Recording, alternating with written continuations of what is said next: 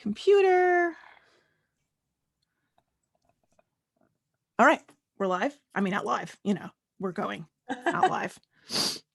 Live would make me have a hemorrhage. I had to be in the right frame of mind to go live, Usually when I go live, there's like 2 or 3 people watching, and then I'm like, all right, no one says anything. There's no comments. I'm like, I don't know who I'm talking to. There's no one to riff against. So yeah. It's so awkward. Yeah. Just so bizarre. But this is great. I love this. Yeah. It's one of my favorite things. Okay. So Danielle, all right, we're just going to dive in.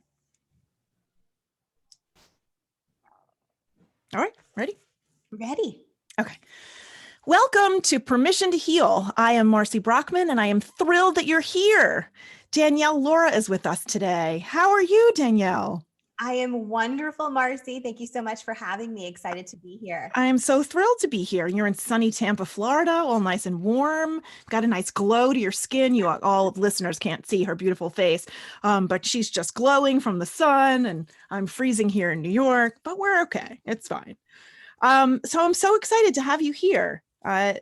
We're like, deep into the middle of the first season of the podcast, and I'm having such a thrill talking to all of you wellness professionals and learning stuff from you and sharing all of your wisdom with the listeners. It's totally awesome.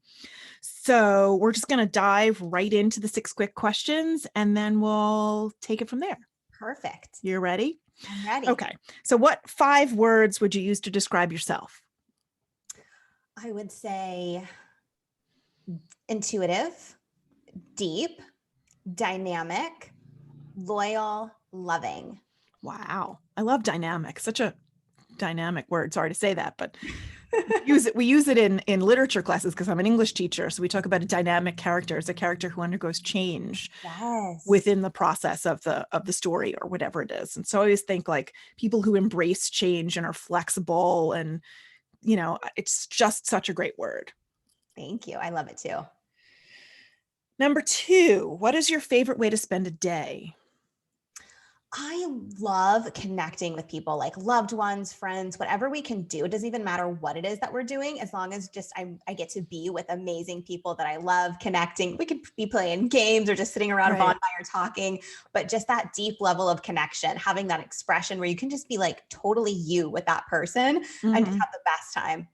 I love that too. And like a really small, intimate group. Yes. To me, like I get that sort of feeling after a party or after a holiday celebration when most of the guests have gone home and you're just left with like a few people and everyone's relaxed because all the hubbub of the activity or the party or the holiday or whatever is over. People are full, they've had a few drinks, whatever. And it's that like intimacy. It's later, people are tired, their guard is down, so that they're more warm and fuzzy, You can get deeper. I love that. I hate big parties because nobody can talk about anything real and it's too superficial. I like smaller groups, What is your favorite childhood memory? The first thing that comes to my mind is I was probably like 5 or 6, and it was at Christmas time. I've come from a huge family. So we have always like the whole family gathers at Christmas. There's like 60 plus people there. And I remember so a few of my cousins and I stay at my aunt's house on Christmas Eve, and then Christmas Day is a huge celebration. And I remember we woke up that morning and I was like, I want to see Santa. And I was like so determined. It was all I was talking about. And then Santa, little did I know, is my uncle, dressed up as Santa, came through. He comes like walking up the driveway that night at the party and knocks on the front door and comes in, and he sits down on the couch, and me and all of my little cousins at the time went over and were able to like sit on his lap and like ask for what we wanted and all of these things. And it just seemed so magical to me. And I think like that magical moment of like anything can happen. Yeah. I think I like kind of brought that into my life. And I think like I've always had that spirit of miracles can happen. Anything can happen. So I think at any moment. Yeah. So that was just the first thing that came to my mind. That's awesome. That's very cool. Like I had this sort of weird, I shouldn't say this on air, but I had this weird sort of elitist thing about Santa.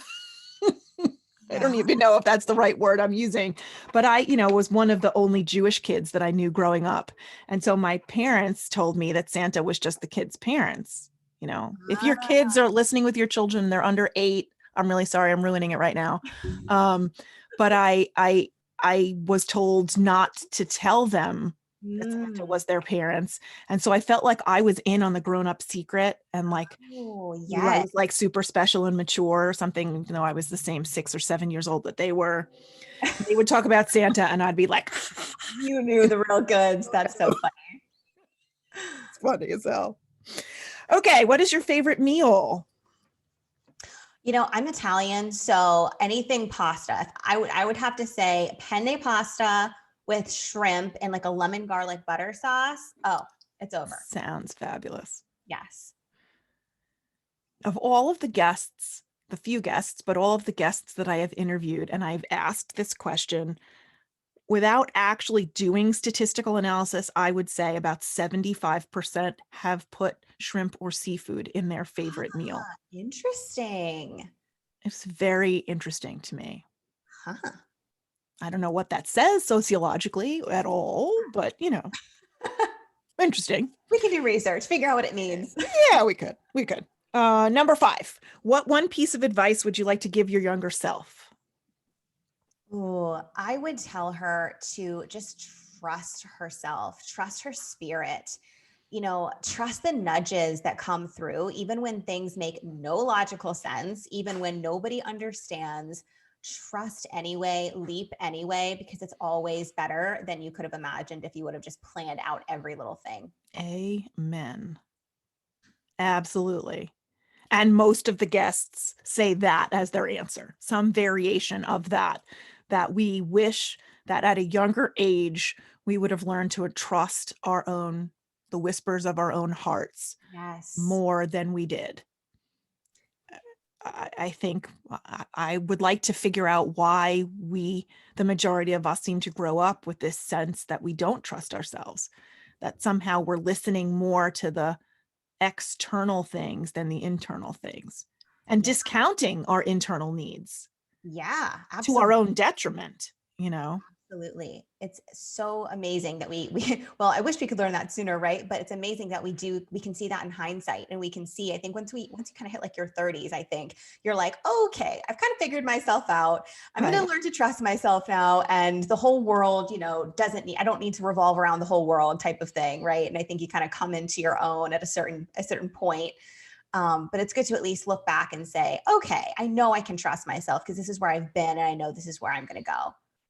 Do you think it comes from self-knowledge and self-awareness, or do you think there's something our parents can do, or that parents can do, that will help that or support that or foster that? Or do you think it's just by nature of being a certain age and getting some maturity and some experience under your belt? I do think the older we get, the more self-aware we become, but I do think we can teach that from a young age. And I think that we can actually teach, I'm a firm believer in this, in teaching intuition to kids and understanding like what is your dominant intuition type? How do you know when your intuition is speaking to you? How do you harness that and listen to it? And I think if we taught kids that now, we would have a totally different world in years to come. Yeah, I agree with you. And I think there are so many people, regardless of age, that for some reason that I can't explain, they are reluctant to get to know themselves, or reluctant to do the work entailed in getting to know themselves. And Yeah. I'm floored by that. I don't understand. Do I you so find that as well, or is that I just my experience? do. And I think it's because when we go into self-discovery, it can be messy. There's a lot of emotions that come up that Oh, sometimes we don't absolutely. want to face and we don't have to deal with. It's hard sometimes, like emotionally draining. So I think a lot of people want to know themselves and they begin the process and then they're like, oh no, this is too much. Absolutely not, right? Right. It's It's too hard, it's hard. painful. And so they just stop. And I think that's where it ends. And then they never want to go back because they don't want to feel that level of pain again, so to speak. But it's like that's just the beginning. When we just get just right through that, that's when everything changes. So I think Right. it's a matter of just staying with it, and just pushing through. The quickest way to the light is just straight through the darkness. We have to sometimes feel those things, face those things, so we can just come right out of it. Absolutely. The only way out is through. Yeah. I have that tattooed on my arm. I love that. I think so many of us, and I've said this before on the podcast, those of you listeners who have heard this before, that so many people avoid the painful recognition and the painful experience, even learning how to process it and get past it. They can't, and they sort of shove it in the corner of their bedroom and throw it under the laundry. Yep. But it's gonna come out of the corner and rear its head Yeah. through our psychological behavior or through our health. There's going to be some way that's going to bug us. It's not going to just sit there quietly in the corner. Exactly. It Exactly. always comes back to bite you in the ass. So you might as well embrace it and get it over with, just muscle through it, lean into the pain and the vulnerability and just feel it and learn from it and then put it away and move on. Absolutely. Okay. Like, That's a yeah, question 6. let's go. Let's go. What one thing that you would most like to change about the world? I wish that we could cultivate the energy of living in love instead of fear. And what I mean by that is, we're so conditioned to kind of believe that if somebody doesn't believe the exact same thing as us, that we're doomed, right? Or that they're wrong. And it's so like, one against the other type of energy, Right. rather than what if we could all just be fully expressed, have disagreements, and it be totally okay? What if we could still love one another through that, right? And I think that, of course, the last few years has demonstrated how much room for opportunity we have for that in the world. And so creating that energy of love over fear, I think could be so powerful. I agree. It's painful to see how divisive Yeah. our country has become, or maybe always was secretly. I don't know. Right. Were they given permission over the last few years to express things that they had kept closer to the vest before? Right. Or has this exacerbated things that may or may not have been passed down by their parents or their neighbors or families? Or I don't know, but the intolerance has to go away. Yeah. Completely I've agree. got students who are already, they're high school juniors or seniors who are already so firmly entrenched in their particular point of view that Mm, they are unwilling to even tolerate a differing point of view without insulting it or belittling it or the person who is espousing this different point of view. And they're still teenagers. It makes me so sad yeah. that even in the process of education, I can't shed light on something that runs contrary or adjacent to what they're feeling or thinking. And do you think that's a part of their conditioning and the way they were raised, or do you think that's part of kind of the culture of that era right now of teenagers that are living at this day and age? I think it's more of a community family thing Mhm. because I don't see it really widespread as much as just in small pockets of things, like small pockets of friend groups that friend group itself may be the community that shares that idea or that behavior, or maybe it's inherited from their parents or their families. I'm not really sure. And nor do I want to put myself into the position of actually asking, Yeah. but I feel bad for them because they're not allowing themselves to just hear someone else. I'm not saying you have to adopt their point of view. I'm not saying you have to agree with them. I'm not saying any of that. You Yeah. know, I would fight to the death somebody's opinion to express somebody's right to express their opinion, even if it ran 100% contrary to mine. And Right. I think that that's not as common a belief or value as I would have hoped it would be, or that I perceived that it used to be. And Again, that my perception, it might not be true at all. Right. I think that what that comes down to is emotional intelligence. And I wonder if we could teach emotional intelligence in school, like as an actual class that kids get credit for, right? Yeah. Of how to be able to listen and actually hear what someone is saying and respond accordingly from an emotionally regulated place, right? And genuinely care and have concern for those of others, like having the empathy to want to know what someone else thinks, even if it's different from you. I Right. think this is something that should be normalized in schools. I agree. I agree. And it's something that and many of my colleagues as English teachers try to do through the literature. I Right. think I've actually read a few psychological studies, or maybe not studies, but articles that make a very good case for the study and analysis of fiction specifically Mhm. as a way of teaching emotional literacy. As you talk Mm. about characters and what they've gone through and motivations and problems and all that sort of stuff, you can start to see what it's like to be in somebody else's shoes and have empathy for them and the Yeah. situations that they find themselves in. And I think that sharing stories, fiction or nonfiction, whether they're our own personal narratives or um, sharing novels that someone else wrote, I think that's where empathy is born. I agree, because we do learn through stories.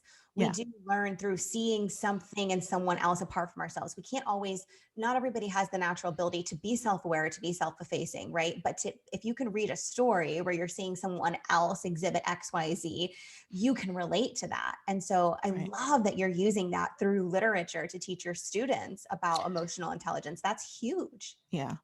I think it's the greatest joy of my professional life in that respect, because I mean they're paying me to read books and talk about feelings and life with my students, and every time I could teach something for the 20th year in a row, and every time I do it, I learn something new because the kids read it a different way. Everybody reads it a different way. So Love it. very cool. So you call yourself a transformation catalyst. I want to know what that is. What is that? So that was It's a birthed. fabulous phrase, by the way. Thank you. So I didn't even come up with that. I can't even take credit for that name. A client was calling me, that one of my longer term clients that I worked with for a period of, for over a year, almost 2 years actually, where literally her entire life transformed during our period of work together, every domain of her life, That's her fabulous. business, relationships, her health, spirituality, like everything from the inside out. And I was noticing this with a lot of my clients. And I think the whole reason for that is because I go so deep. And I use my HOT method, which stands for honest, open, and transparent, to That was really my next question. the core. Perfect. To really get to the core of someone and like what really is the truth here. And I think so many times in life, we don't have the person that we can really be emotionally raw with and emotionally nude with, so to speak. We Mhm. don't feel safe. It doesn't, we don't always, we're not blessed enough sometimes to have someone to just share our heart with, to share secrets maybe we've never shared before. But it's through those shadows. It's going into the depth of those things that we've kept hidden and exposing them to light and healing through them and processing through them in a healthy way. That's what creates the transformation of our mindset, of our energy, to actually know that we're worthy of having, doing, or being what it is we truly desire. And then taking the steps to actually do it. There's a Right. lot energetically we've got to kind of break out of the way, right? So that we can do and be these people that sometimes we don't ever feel safe enough to do that. And that's the biggest catalyst. You have to feel safe. Absolutely. And so creating that level of safety for transformation to happen, that is the biggest blessing to me. I couldn't imagine doing anything else at this point in my life, right? That is something that is inherently a gift for me that comes so naturally. And that's what I love helping other people to find as well for them. Like, what is your greatest gift? What is the thing that happens so naturally for you? And let's bring that out and let's explore it and let's master it so you can master your mission. And so that's what I'm super passionate about. So how do you do that with people? How do you take a person who is struggling in various domains of their life and recognize that? A huge part of it. So we do a lot of mindset work, but the catalyst that I see is the energy work. So I'll go into deep levels of energy work with people. My background, by the way, is in counseling. It's I'm trauma certified and everything as well, which I think is extremely important if you're Yeah. going to be doing transformation work with people. And we go into, there's a lot of like guided meditations and things that we do to get into the psyche, because a lot of times we are completely clogged up in our minds, and we don't even know what the problem. Sometimes we don't even know what Right. we don't even know what the problem is, or we'd fix it, right? And so people come to me, extremely high achieving, intelligent people who are so successful in all of these areas of their life, yet there are these things that they can't break through because they just can't access it. And I used to be one of those people as well several years ago. So I get it. I lived that journey too. So it's coming out of the head and coming back into the heart and back into the body and allowing ourselves to really feel again. I Mhm. found that a lot of times we're going through the motions of life, but we're not really feeling.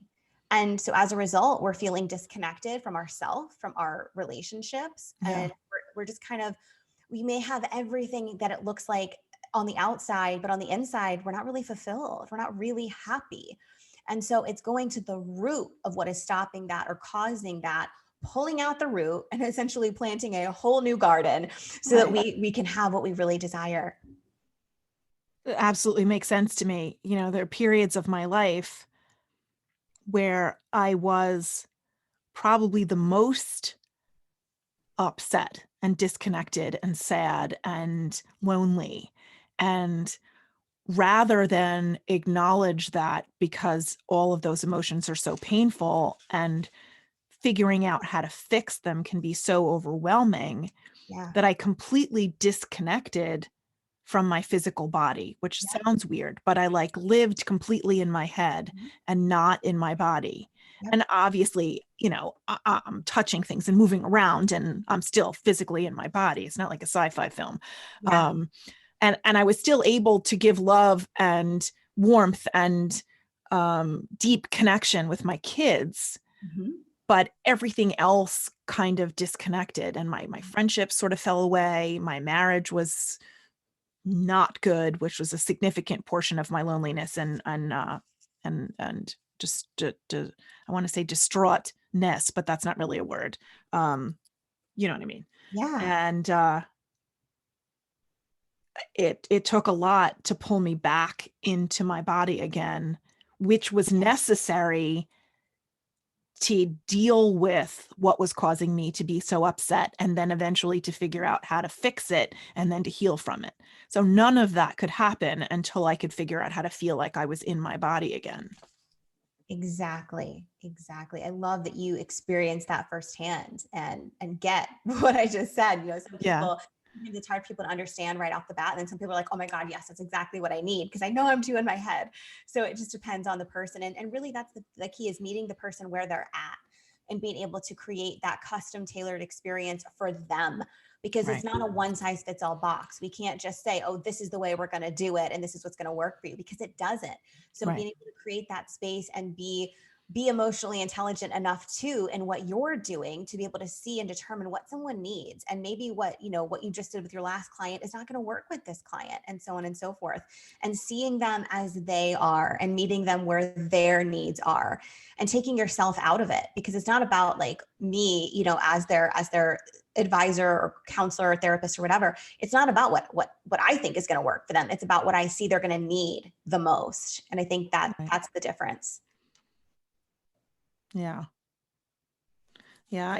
I for me, I've always just intuitively or naturally turned to writing as Mhm. my own solace. Yes. And even as a teenager, I started keeping journals in 1983, um, Yeah. and I didn't realize what I was doing for myself by doing that, but it was just such a gift. I want to like go back in time and thank that younger version of Marcy, because it Yes. was totally my salvation. But now I just forgot what I was going to say. The brain is just so crazy. You reach a certain age and then suddenly thoughts just disappear, nouns disappear. I've had totally an aside conversation. I was having a conversation with somebody about making a salad and I couldn't think of the word cucumber. And I'm like, that long, green, tubular kind of vegetable, like I could describe everything about it, but I Yeah. couldn't remember the word cucumber. Really? Should I worry about that? Do I need a neurologist? I think we're just too clogged up. We got too many things to worry about. We can't remember. Too many tabs open on the browser of my brain, you know? It's Yes. crazy. It's crazy. Okay, so you say you guide those who are experts at what they do to become, what did I write here? I guide those who are experts at what they do to become experts at who they are so they can avoid burnout and create expansive forms of love. Can you go into that a little bit? I kind of Yeah. messed that up, but it's attached to your HOT method. Yeah. I read it on your website, I think. Yeah, absolutely. So a lot of the people that come to work with me are extremely successful. They're experts in their field, in whatever their field is. Typically service-based people, whether they're doctors or service-based business owners, things of that nature. They're in the healing profession, so to speak. And they are phenomenal at what they do. They've had a lot of success in their life. However, they're not feeling that level of fulfillment inside. And they're wondering, what's wrong with me? I should be happy. I have everything that I could want, everything I've always wanted, everything I've worked so hard for. And yet, why do I feel kind of empty? Mm-hmm. Why do I feel like something's missing? Right. And so when the shift here is becoming an expert at who you are, because there's typically something that's out of alignment. So when we go into who you are in the mastery, it's really self-mastery. We really uncover three main things. One is your energetic blueprint. So how you thrive in your ultimate energy so that you can actually use your energy for potency in this world. So many times we're in resistance. We're doing all the things we think we should do, but we're not actually in flow with the way our I hate energy. that word should. I just Exactly. can't stand should. Yes. The other thing is intuition and spiritual gifting. I believe we are all intuitive beings. We just have to uncover how our intuition is speaking to us so that we can learn how to unshakably trust ourselves. Right. That creates mastery of ourself. And then the third thing is relationship to ourself and to others. Typically, the people that I work with have not put themselves first, maybe ever in their life. Right. And so the relationship to themselves is really lacking. They don't even know what they want. When I ask, usually they're like, I've literally never thought of that. They've literally never asked themselves what they truly want. They've kind of been living life by default of what they think they should do to be successful or happy or blah, blah, blah. But it just hasn't been working because they're not being true to themselves. And that's why we have to get HOT, which stands for honest, open, and transparent. And let's pull back the layers of the shoulds and woulds and what your mom and dad wanted you to do or what your spouse wants you to do or what you think your kids want of you. And let's just get to the real core. Let's take everything away. Let's take the title away. Let's take experience away. And let's just be a girl or let's just be a boy, right? If you didn't have everything else, you didn't even know your own name, what would you do? What would you want to do? And this is a process sometimes, right? They don't know right away. It's nearly impossible. Hardly ever do they know right away because they've literally never given themselves the space to understand that. So the whole essence is mastering themselves so they can then master their mission and do what they really meant to do, that not just brings outer success, but also inner fulfillment, which is really the key, and the connection that they truly desire, but maybe have lacked previously. Makes total sense to me. I when I was trying to figure out what I wanted to do career-wise, I had like a very specific notion of myself in a business suit and a briefcase walking in Manhattan to an office. Yeah. I didn't really know what I was going to do in that office necessarily, but I had this idea that I wanted business. And I don't know. I don't really know where that came from because I didn't really know anybody. I guess my dad wore a business suit and carried a briefcase and went into Manhattan, but I don't really think that I was fantasizing about his career selling insurance and stuff. That really was not really what I thought about. But when I finally had that job in PR working in the city and I commuted and I was walking up Lexington Avenue, I was miserable. Yeah. I hated the commute. Worst of all, the company I worked for, the bosses were just hypocritical and overly demanding of other people without really putting that much on the table themselves. I found myself ironically babysitting for his 6-year-old daughter while I was working because his wife had a tennis lesson, and then he fired the woman in the cubicle next to me for being absent too many times because her son had strep throat twice during that winter. And I'm like, the irony of this, the hypocritical nature of this, I just can't swallow, Right. and they were walking around like they were curing cancer. I'm like, really? I mean, I know your clients pay you a lot of money and you have to do well for them, but we're really only talking about wallpaper, you know? Yeah. Really, that's it.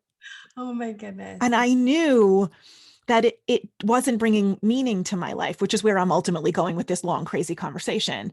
Um, and I kept after that trying to find jobs that would more align with my creativity or more align with my values or more align with my energy level and what would I wouldn't be bored within 5 minutes, or that there was some mobility and interaction. And so for several years, maybe 3 or 4 years, I just kept stopping and starting and stopping and starting and restarting again. And I'd work a job for 6 months or a year, and then I'd leave and I'd go find something else in a totally different field Yep.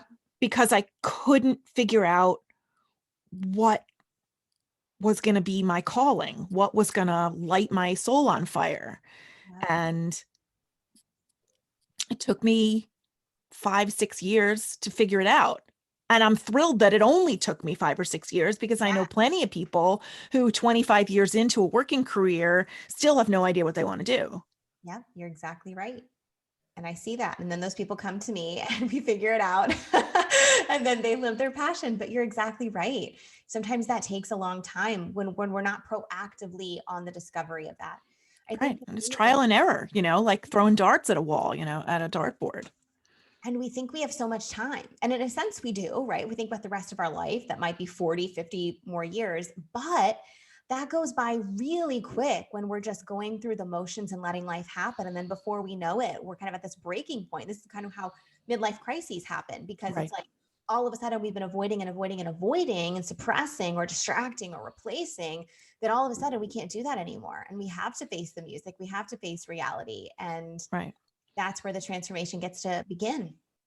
And I think sometimes it takes a crisis Mhm. or some, whether it's a physical crisis, a health crisis, an existential crisis, a relationship crisis, a global pandemic, something to make us like look ourselves square in the eye in the mirror and say, what the F is going on here? Exactly. How do we reconcile this, and where are we going from this? And I think a lot of people are in that stage right now because their careers disappeared with the pandemic. Exactly. And people are asking themselves the question now, maybe when they haven't before, what do I want to do now? Where is there a space for me? So I think, as horrific as this whole thing has been, a lot of people have been finding internal levels of freedom and beauty because they're facing things they've never faced before. I haven't And I left think, their house in 6 weeks, so they have no yeah, choice but to reconcile with themselves. exactly. Exactly. So what a blessing in the midst of chaos. Yeah. I work with, as a teacher, I work with a lot of younger, I hate to admit that I'm one of the old folks at this point, but all right, it's fine. We all have our lot in life, and, whatever.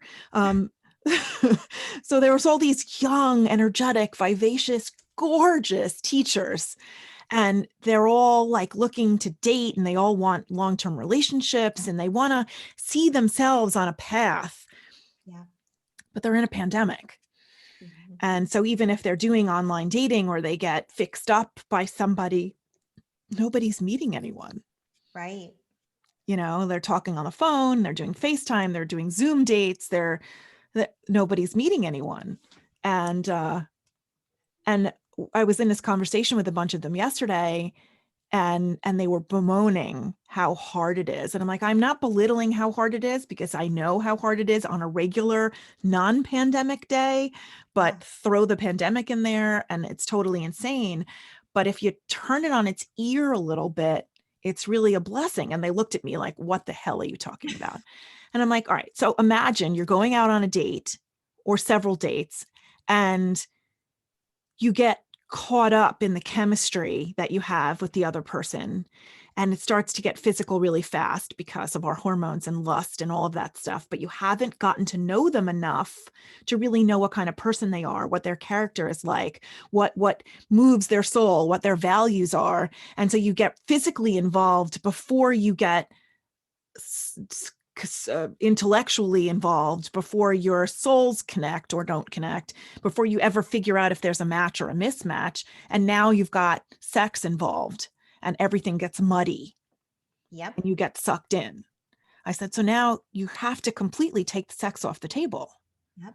And you have to look the other person in the eye through the computer or a telephone and talk to them. And you have the blessing of time to get to know a person. I think that most of my relationship catastrophes could have been avoided had I not impetuously jumped in too quickly. Exactly. We get so excited in the moment that we kind of let our emotions overtake reality of if we kind of let our emotions almost overtake our actual intuition, right? If we were to just pause for a moment and like really feel into ourselves of what is true, oftentimes that goes against what we want in our humanness.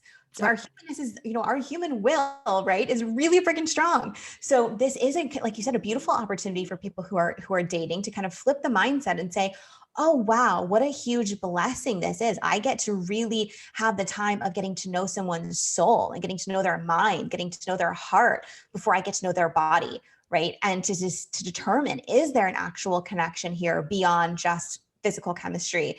Because that's the connection that's going to last and have a long-term mutual fulfillment beyond the highs and lows of hormones, right? Exactly. And there, like I said, so many relationships that I had that wouldn't have been relationships. They would have been 3 or 4 or 5 dates and then, all right, this isn't working, rather than months or years. Yeah. Like I went on a first date with a guy a whole long time ago. And all throughout the dinner, I was like, this is not for me. I don't like what this guy's saying. He's too much of a mama's boy, whatever it was. Like that was just not a good fit for me. And then after the dinner, and he was walking me back to my car, and we were trying to figure out if we were going to do something else or we were just going to end the date there, he said a couple of things that, made me open my eye a little bit more. And he hugged me and kissed me in such a way that I was like, I threw away all of that doubt and I just ran in the other direction with all of the hormonal things that took over. And it was like 6 months later, and we were sitting on the beach in Jamaica in the Caribbean. And I was like, who the hell is this moron that I am with? Like, we don't have anything in common. This has been an absolute waste of both of our times. Like, why didn't I listen to my intuition 6 months ago and say thank you very much for a lovely evening. I hope you have a lovely life, but it isn't going to include me, and just walk away. I've done that before and it was perfectly fine. Right. I felt like I did both of us a service, and this particular time I did not. Yeah, that's a great example. Yeah, it's happened too many times. And I think everybody can probably relate with that. Oh my God. Yeah, that happened too many times. Yeah.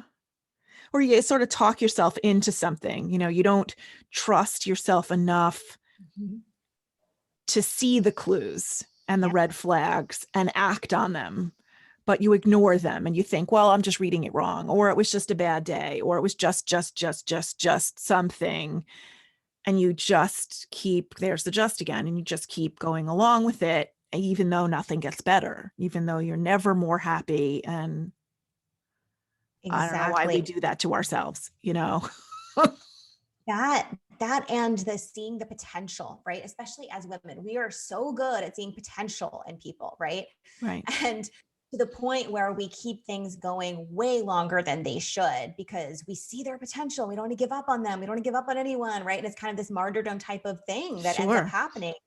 And it's like, I always say, like, it doesn't really matter where their potential is. Who are they now? Where are they meeting you now in this moment? And is it compatible now? Is this the person you want now? Like, this is a huge deal. If not, you are wasting your time and theirs, and you don't get that time back. No, you don't. And you're giving up, the phrase you use in your website is personal sovereignty. You're giving that up Exactly. by ignoring yourself, by projecting some untrue version of yourself that works with that person's untrue version of their self. Exactly. And then everyone's just like involved with strangers ultimately, because no one gets to know anyone else. I was like that in my whole first marriage because I was constantly trying to please him the way I was constantly trying to please my mother, Yeah. to the point where I was sublimating everything that I really wanted Yep. and everything I felt and completely ignoring myself because it was more important for them to be happy and for me to feel like I had helped cause or bring about their happiness, which of course I always failed at because you can't do that for somebody else. Exactly. So, yeah, I wasn't until my 40s that I sort of figured this shit out. We have to learn our lessons until we really get it, like not just learn it intellectually, but on a heart level. And Right. once we know it in our soul and our heart, that's when it shifts, right? Then we do better. There's this phrase like, once you know better, you do better. Of I course. don't, I don't totally agree with that in the sense of we know better most of the time in our head, but not in our heart, right? When we feel it, when we know in our heart that we are going to be true and self-loyal, that's when the decision making changes. But until that point, we're going to keep seeing the same patterns repeated over and over and over until you stop, until you can't anymore. And the hurt or the sabotage of choosing someone else over yourself gets to be too much to where you stop. Right. And so everyone is on their own path, to each their own, but I think the quicker we're able to come back to that place of self-loyalty into our own hearts and say like, but is this really the most self-loyal decision I could make? Am I going to look back and regret this? Until Right. we get to that point of truth where we're really able to be honest with ourselves, then that's the beginning of really having the thriving relationships, the amazing career, the fulfillment, all of that we really want. Yeah, I think too many of us think that being the people pleaser or being the person who puts the other person's needs ahead of our own is ultimately what is going to, our personal sacrifice is ultimately what's going to make a better relationship. At least that's what my mother always taught me. Yep. Um, but I shouldn't have listened to her because that it was totally the wrong advice. What I have figured out is that it's actually the opposite. Yeah. 100% the opposite.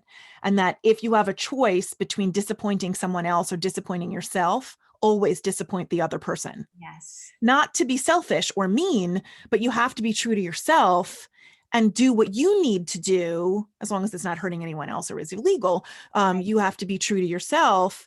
And in there lies mental health, and in there lies personal boundaries, and really instills trust not only in ourselves but allows the other person to trust us, because Yeah. if we're strong with our boundaries and we know what we want and are clear and transparent about our intentions, then they're safe to be vulnerable with us because they know how we're going to be and what we want. Exactly. If we don't know what we want, we can't express it. So knowing ourselves again, like really that level of self-mastery is the epitome, I truly believe, to being, doing, and having what we really desire. And we know we're meant Absolutely. for ultimately. And this is the exact conversation I had with my son a few months ago. He was between relationships and trying to figure out how to navigate his guilt over ending a long-term relationship because he wasn't feeling what she was still feeling and he still cared about her. But I'm like, you ultimately can't be the person who helps her through this because you're the one who's causing it. And Mhm. nor should you feel guilty about it because you're telling her the truth, you're being honest with her, and it would be more of a disservice if you kept it going because you thought it was going to make her happy when ultimately you'd be lying to both of you. Exactly.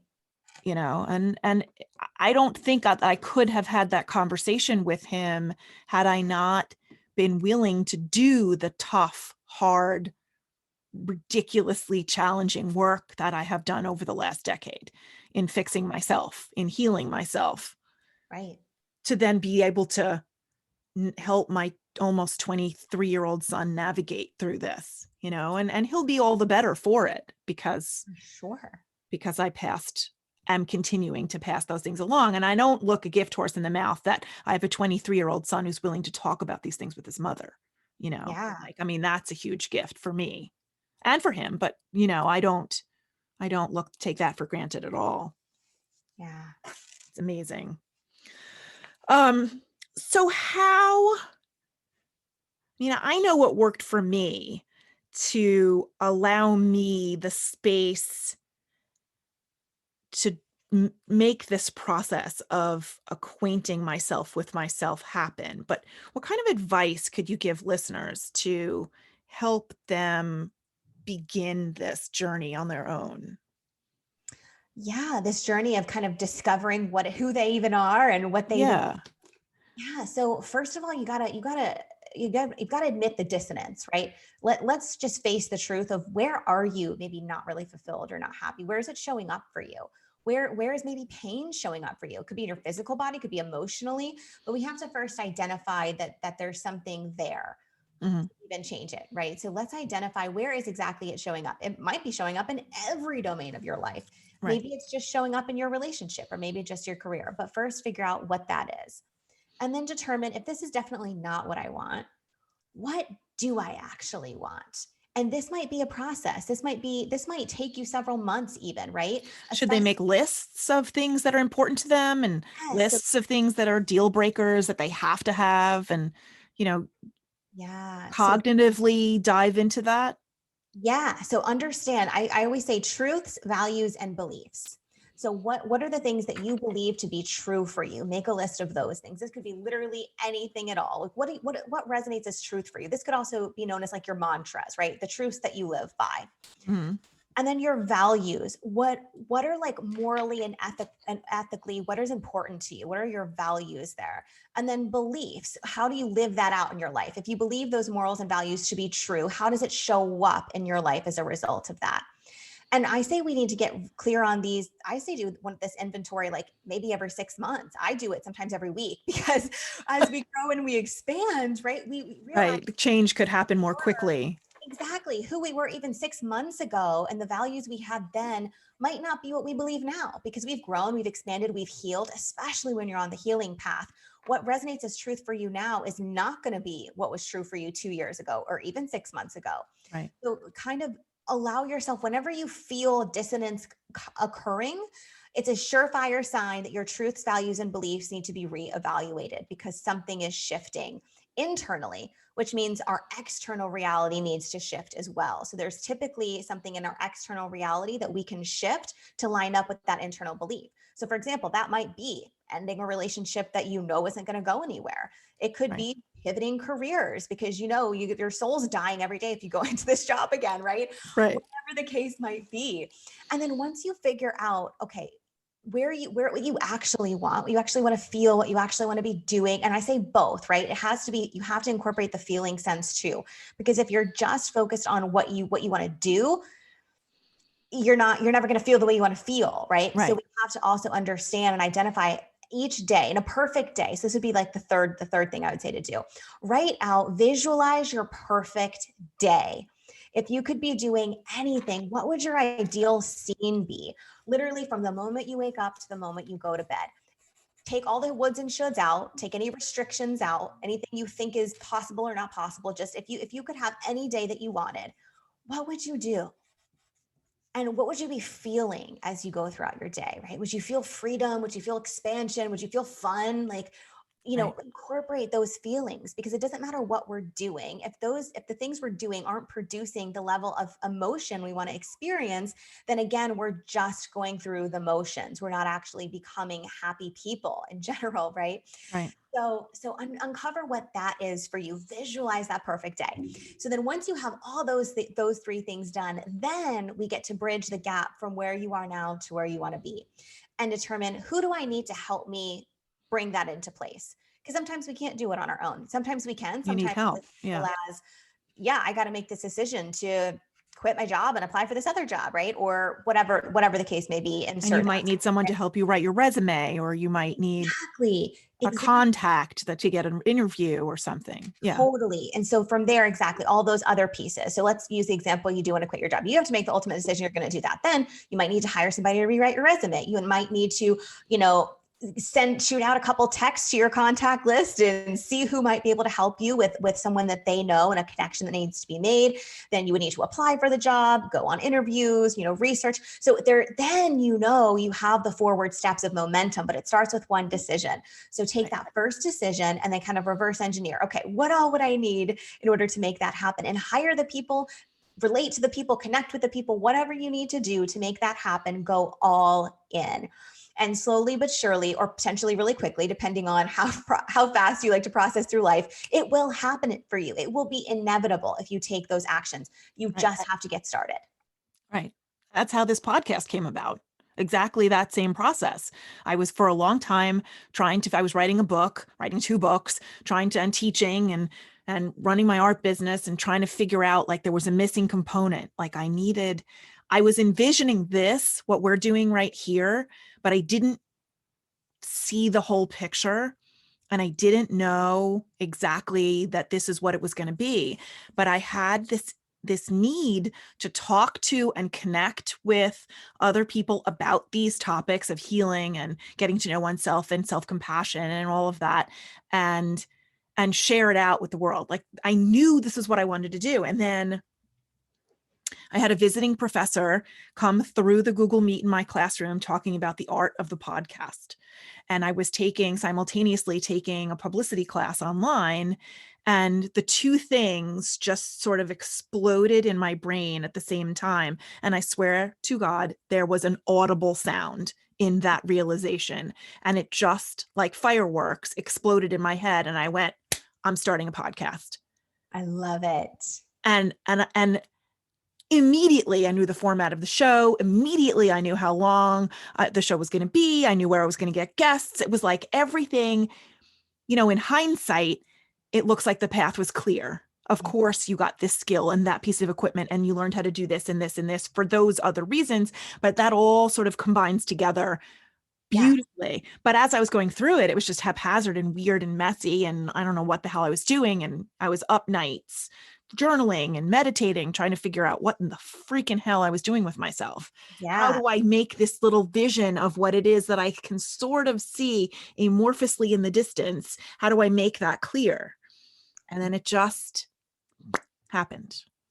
I love that. And that's the beauty of like surrender and of letting yourself even have the spaciousness to receive the intuitive downloads. Because I think our intuition is always communicating to us, but we're so busy, quote unquote. We have to get quiet. Exactly. And listen. Exactly. So whatever that looks like for you, some people think you literally have to go sit in a dark closet and like just listen to an audible voice, but that's not always the case, right? It's whatever allows you to listen and to be still. Maybe that means you go for a hike in nature alone by yourself. Right. Maybe that means you're going to go paint a canvas. Like, it doesn't matter. Whatever it is for you that helps you. All of those things are meditative acts, I think. Exactly. So, whatever it is for you, I know some people are really hesitant towards the word meditation. They're like, I can't meditate. I can't quiet my mind. Right. And I say, that's okay. Maybe that's not the method for you. What is the meditative method for you? What does help you feel grounded and centered and at peace and brings you back to yourself? Whatever that is, do that. And that's for me, it's painting. I love that. I love painting as well. I just sit, and as I'm physically trying to figure out, color, shade, line, composition, whatever, or my mind isn't consciously aware that I'm thinking about problem solving those other things, but it just coalesces itself somehow. And it forces me to be quiet, and it forces me to be patient, and it forces me to slow the hell down. It's fabulous. I love it. I love it. Did you paint the painting behind you? No, I am not that good. It's lovely. It's a big purple rose, kind of. Maybe yes. It's a peony. I don't know. Yes. I just paint for like therapeutics. I am not actually artistic. I do more abstract things. Okay. But I say, and that's the key too, especially as a recovering perfectionist. I like to do things that actually are going to like look good. In the beginning, painting even was hard for me because I was so dead set on like, it has to like look right, or this is a waste of my God, yes. Right. So that's the thing too. That's a huge part of the deconditioning. Again, you're going to see these little aspects of you show up in everything you try to do. So for me, that was even showing up in painting. And so I finally, you know what? I'm not really an artist. So let me just start doing abstract stuff. Let me just start meshing colors together. Let me do shapes. Let me just do whatever my soul needs to do to express. And when I did that and I just took the expectation out of it, Right. it was amazing how literally therapeutic it was for me because I was moving energy in that moment. Right. I was Exactly. allowing myself to release in a way that my mind couldn't understand because I was too in my head. I had to get out of my head and just let whatever come out, just come out. Absolutely. And if you ultimately don't like the composition or you don't like the way it came out, you paint the whole canvas white or black and start over. There's Exactly. nothing permanent about it. I mean, that's why I use acrylic because I do know that about myself is that I have enough patience to work for hours and hours and hours and hours on an acrylic composition. I do not have what it takes to wait for oil to dry. Yeah. I just don't. Oh, I hear you. I just don't. So, some of my paintings I know are not good enough to show anyone else or to sell, and some of them I sell and make prints out of and sell those, and it's fine. Sometimes I find the most therapy out of copying other famous painters' paintings that I like. Obviously not to sell because they're not my original compositions, but if I just need the actual physicality of the painting process without the pressure of being creative and creating something original, I find that copying the masters, so to speak, really helps me I love that. find I, a painting that I love aesthetically that makes me happy to look at, and then I just Romero Brito is the one that I'm sort of fixated on now. He's a modern like pop artist, and he does these outrageously bright, colorful, um, almost stained glass effect kind of thing. ooh, But it's very pop art, and every shape has stripes or polka dots or lines, or they're solid colors, and everything is bordered with thick black. It's just every single one of his paintings makes me happy. I love that. That's So amazing. I've been painting those. I don't know whether he would be thrilled or not, but As long as you're thrilled, that's what matters. that's all that matters. That's all that matters. Well, this was really super awesome. So you have, not only do you have coaching clients and so on, but you have courses too, don't you? I do. Yep, I sure do. You want to tell us about that a little bit, as long as the listeners are still here? Sure. So I have several different courses. I've actually right now, I'm always adding to them and revamping them. So I have an intuition course that's going to be relaunching actually in the next like 2 weeks. I don't know when this podcast is going to be airing, but it might be out by the time. It's called the Claire Academy, and it helps you understand and uncover what your intuition type is and how you can master it with practical exercises as well as journal prompts and everything else as well to start developing that really unshakable trust in yourself. I That's also have wonderful. a course, thank you, called Purposefully Whole. And it's all about healing from heartbreak and understanding how to rediscover who you are again and what you really want post heartbreak. So many people need that. Yeah. And I also have a meditation bundle that is a plethora of different guided meditations to kind of help you get out of your head, back into your heart to feel again.